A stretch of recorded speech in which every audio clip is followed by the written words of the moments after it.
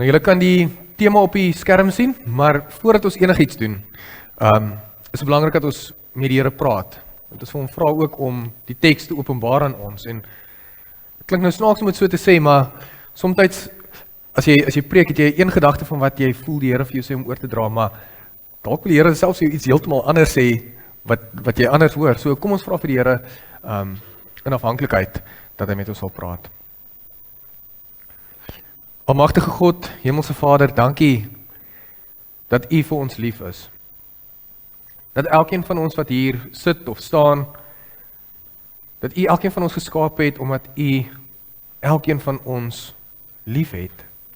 Nog voordat ons gevorm is in ons moederskoot. Here, ons vra dat U die woord sal oopbreek vir ons, dit sal openbaar en op watter manier ook al U bestem, dat U met ons sal praat. Dat miskien is daar 'n groot ontnigtering vandag, maar miskien is dit ook net 'n saadjie wat geplant word, wat later ontkiem en in 'n mooi blommetjie vorm. Ons is hier in afhanklikheid, nederige afhanklikheid voor U, en ons wil vir U sê, ons is so bitter lief vir U. Amen. Ons gaan lees uit Johannes 21 uit.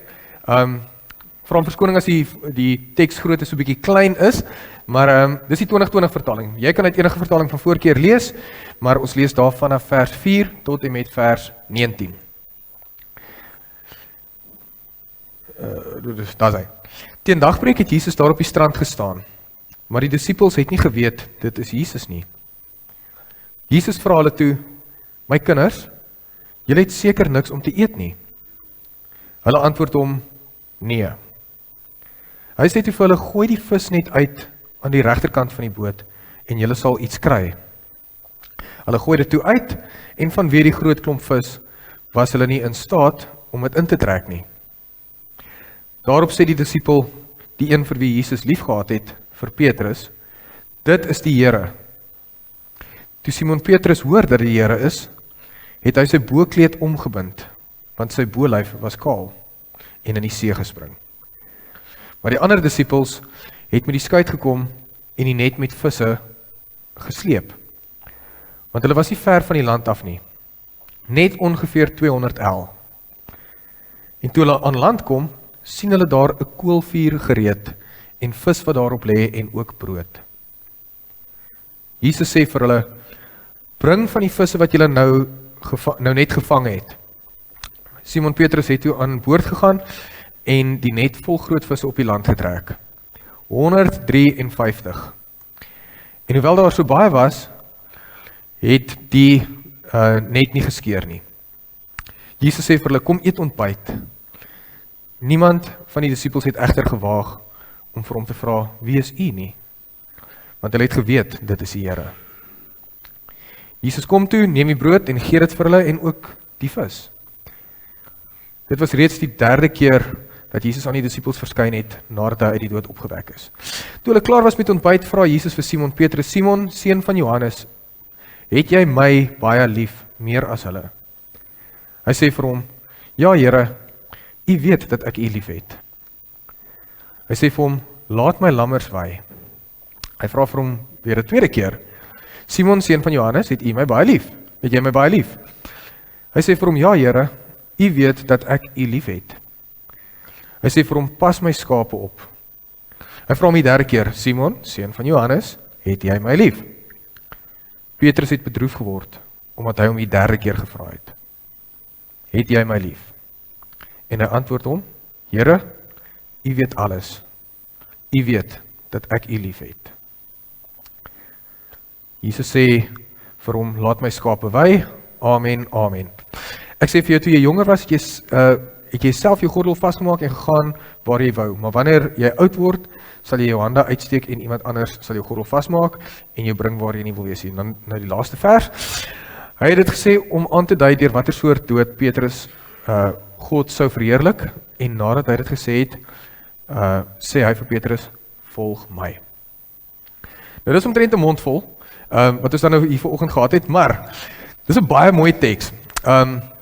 Ek is 'n prentjie mens, visueel ingestel, en as ek hierdie teks lees, dan dink ek aan 'n lekker ontbyt. 'n lekker ontbyt op die strand.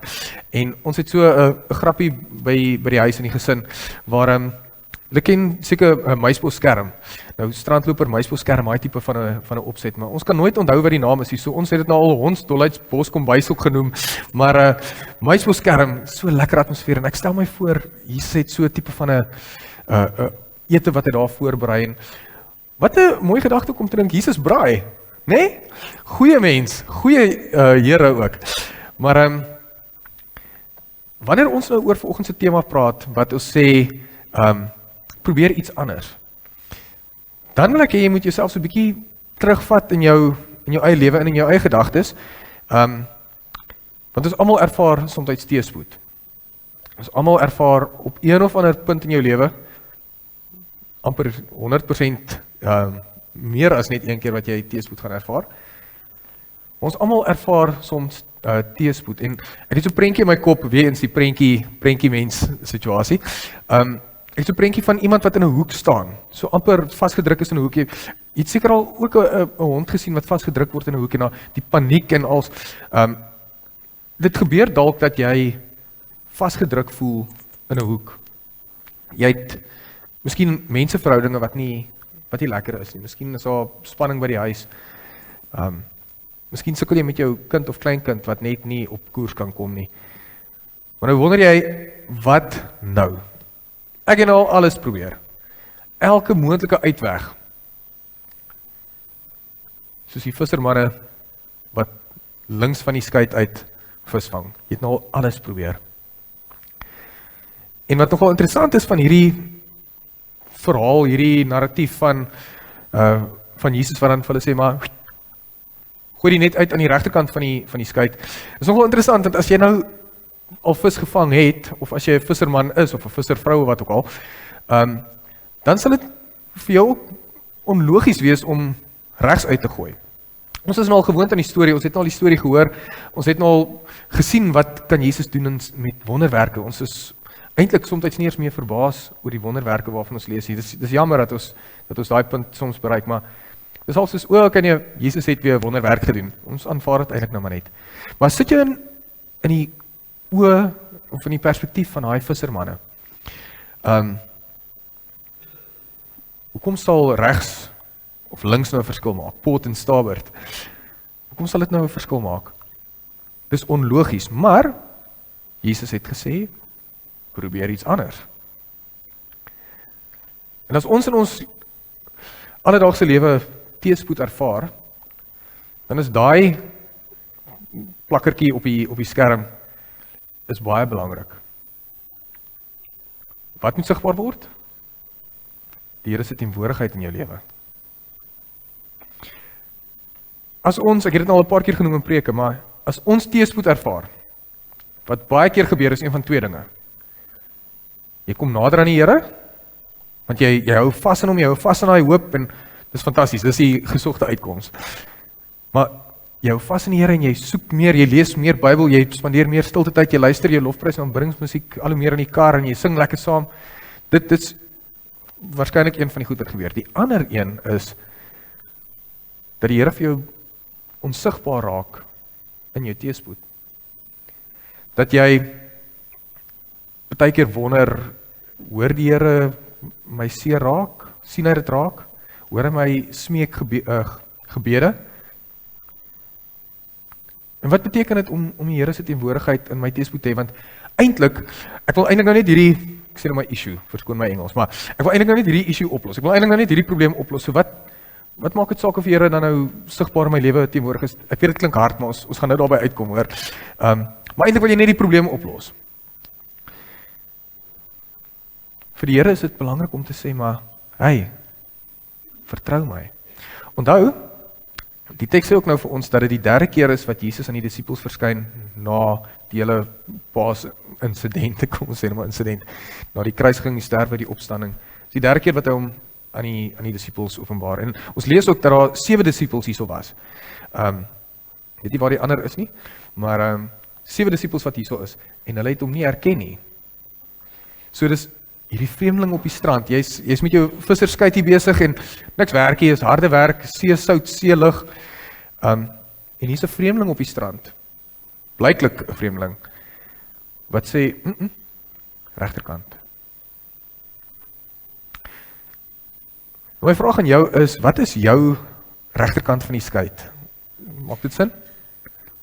In jou struikelblokke, in jou uitdagings, wat is die regterkant waar jy jou net moet uitgooi? Ons is mense, met menseplanne, en ons dink ons is baie oulik met ons menseplanne. Maar die Here het soms vir ons 'n onlogiese oplossing. Ons moet vertrou.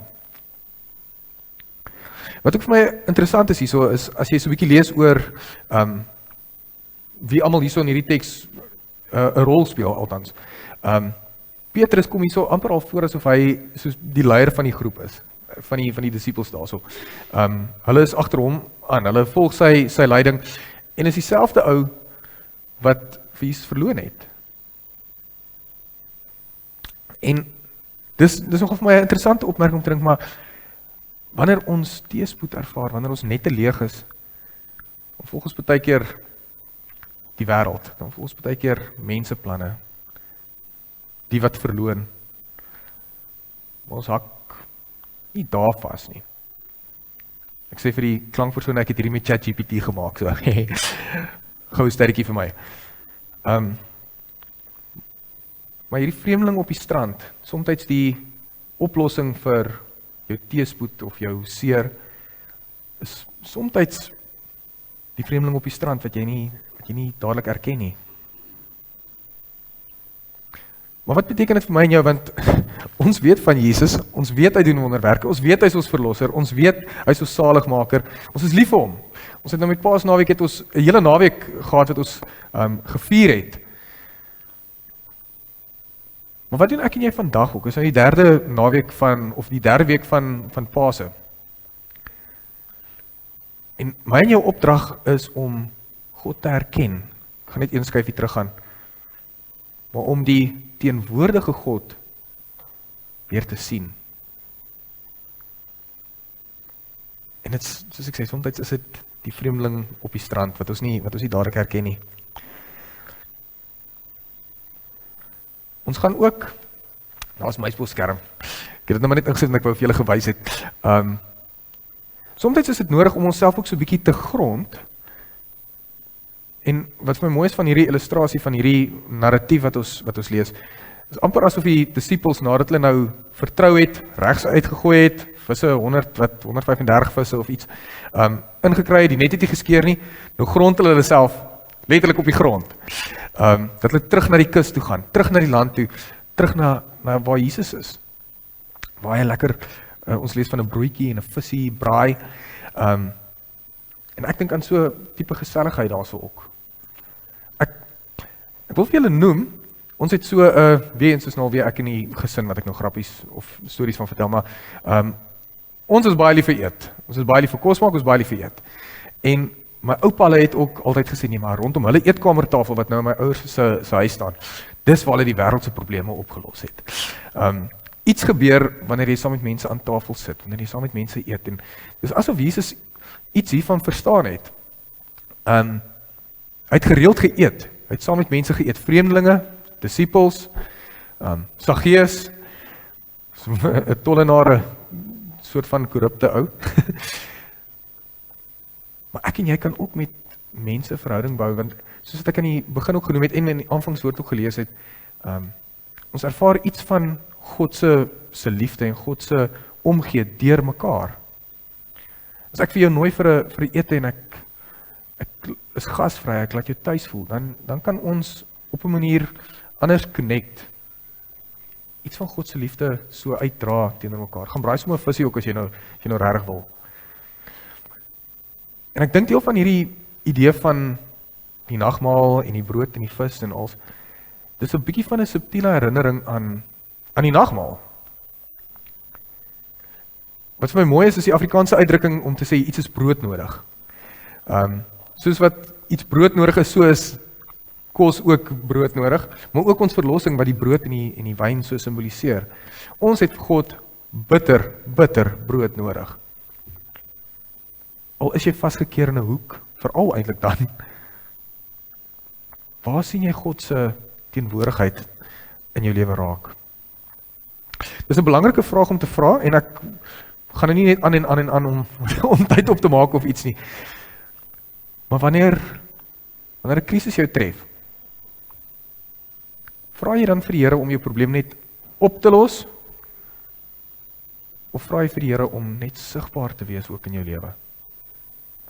Want dalk in hierdie spanning, in hierdie konflik, in hierdie uitdaging, dalk kan jy iets van God leer in die proses. Dis baie maklik om te sê, ag, maar dit sou wonderlik gewees het as die Here net so elke gebed verhoor het, onmiddellik presies soos wat jy het wou gehad het. Here, my gesondheid, help my asseblief, daar is ek gesond. Here, ek beklei verskriklik met my vrou of met my ma of wat ook al, help my met die verhoudinge, opgelos. Wie, soos hulle in Engels sê, wie in the right mind, sal dan nie 'n Christen wees nie? As die Here net 'n wonderknoppie was, wat jy kon druk, wat elke probleem oplos. Die Here wil in jou lewe sigbaar wees. Hy is teenwoordig in jou lewe, maar hy wil sigbaar in jou lewe wees. So vra vir die Here, Here, ek sukkel met hierdie of met daai of met dat. Maar sit op die kant, want ek wil ook iets van U leer hierin. Miskien is dit 'n les in afhanklikheid. Jou afhanklikheid van die Here. Miskien is dit 'n les van nederigheid. Miskien is dit 'n les waar jy leer om geduld te hê met God en God se werk. Interessante vraag. Het jy al daaraan gedink? Het jy al daaraan gedink of Jesus vandag nog aan ons verskyn? Nou ek het, toe ek met die voorbereiding hiervan besig is, toe dink ek, genade, hierdie kan nou in 'n hengse paadjie afgaan, waar ons nou baie teologies gaan praat, of ons gaan net wonder en ons gaan meer vra as antwoorde. Maar dit is eintlik so eenvoudig. Ons het baie keer 'n bietjie van 'n verwagting van hoe Jesus in ons lewens lyk. Ek dink dis hoekom die disippels dalk hom nie onmiddellik erken het nie. Ek dink hulle het, en ek spekuleer, dis moet die woord dink gebruik, ek dink hulle het 'n verwagting gehad van hoe hierdie opgestane Jesus moet lyk. Of dalk het hulle nie eers geweet of vertrou hy is heeltemal opgestaan nie. Daar's kommentare waarin hulle praat om te sê, maar dalk is hierdie hele narratief van die disippels wat weer terug gaan visvang toe. Onthou hulle was vissermanne, word hulle disippels, volg vir Jesus vir 3 jaar, en dalk die feit dat hulle nou terug vissermanne toe is, dalk het hulle bietjie getwyfel of Jesus nog hier gaan terugwees. Dis nie wat ek sê nie, dis maar wat in van die kommentare sê. Hulle het dalk 'n bepaalde persepsie gehad van, of nie persepsie nie, verwagting gehad van hoe Jesus vir hulle moet voorkom as 'n opgestane Here. Hulle het al klaar 'n persepsie gehad van hoe hy moet lyk, toe hy die eerste keer gekom het. Jy weet, gedink, ridder op 'n wit perd, en hy gaan al die nasies oorwin en hier kom hy as 'n nederige seun van 'n skrynwerker, en nou het hulle weer 'n ander persepsie van hoe moet die opgestane Jesus lyk. Die opgestane Jesus en die opgevaarde Jesus lyk vir my en jou ook dalk 'n bietjie anders as wat ons partykeer verwag. Partykeer in die vorm van 'n vreemdeling wat jou ondersteun, of 'n vriend wat jou dra. Daai liefde is iets van Jesus se liefde wat daar deurkom. Dis ook 'n amper 'n flits van hoe Jesus ook lyk. Ons praat nie van fisies hoe hy lyk nie, ons praat van sy dade, sy optrede, sy ingesteldheid, sy liefde, sy genade en sy geduld. Ek dink die Here is by ver die geduldste persoon, entiteit in die wêreld. Beslis met my, maar toe maar. Wanneer ons vasgevang voel, dan het ons baie keer 'n idee van hoe ons dink Jesus vir ons moet lyk. Hy gaan kom as hierdie ridder op 'n wit perd, soos ek gesê het. Hy gaan net kom en elke uitdaging uitwis. En ja, baie moontlik, die Here is tot alles in staat. Maar soms is hy die troos in die hand wanneer jy 'n vegter soek. Of dalk andersom. Dalk soek jy juis troos en dan kom die Here as 'n vegter of 'n regter. My en jou uitdaging is om te weet dat die Here het sy eie wil. Wanneer jy 'n groot, sterk verlosser verwag, dan kry jy die vreemdeling op die strand wat vis braai. Ons herken hom net nie altyd nie. Maar hy is hier. Soos het ons hier sit, wel ek hier staan en julle hier sit, is hy hier. In elke lied wat ons sing, in elke gebed wat ons bid, in elke deel van die teks wat ons lees, en al die goed wat ek ook kwytraak, hy is hier. Die manier hoe julle mekaar groet op pad uit, hy is daar ook teenwoordig. Hy is met ons op verskillende maniere. Hoe sien ons hom raak? Ons sien hom raak in wonderwerke. Nou wat interessant is vir my hiervan, ek gebruik die woord interessant baie vandag, verskoon maar dit is my interessant. Die Here openbaar homself ook aan ons in wonderwerke, en hier is 'n interessante ding oor perspektief en persepsie. Sê nou maar, ek dink amper oom Koos, ons het al 'n gesprek ook daar gehad oor toeval. Ek is nou nie seker nie, maar jy kan kies, is iets toeval, of dalk is dit 'n wonderwerk wat die Here doen. Jy kan kies om nie alles toe te skryf as wonderwerke nie, ek sê nie, dis nie wat ek sê nie, maar jy kan kies om te sien, raak te sien as die Here iets wonderliks doen. Wonderwerk is ook so 'n mooi woord vir my, ek het dit ook al genoem, dus jy wonder oor hoe dit moontlik is, maar jy is ook in verwondering daaroor, jy weet, so 'n mooi woord. Jy kan kies, jou persepsie oor die dinge wat rondom jou gebeur, 'n nuwe ster wat gevorm word. Is dit 'n wonderwerk of is dit net wetenskap en toeval? Miskien iemand wat byna verdrink, ek het nou gehoor ook, iemand het nou gesê vanoggend van die strand wat so verskriklik vol is. Miskien is iemand daar in gevaar en die lewensredder is net betyds om hulle te red. Met die regte gawes, met die regte fiksheid om iemand te red. Is dit 'n wonderwerk of is dit net toevallig? Wonderwerke gebeur oral om ons en sien iets van God daarin raak. Gepraat van medegelowiges. Ek gaan nie te lank by hierdie punt aan stil staan nie, want ek het nou redelik daar genoem. Maar ek en jy sien iets van God in mekaar se lewens ook raak, hopelik. In die omgee, in die troos, in die empatie, die simpatie wat ons teenoor mekaar toon. As iemand op die voorbereidingslys is byvoorbeeld, net daai oproep, net daai WhatsApp, dalk vinnige besoek, is iets van God se voorsiening en God se troos wat deur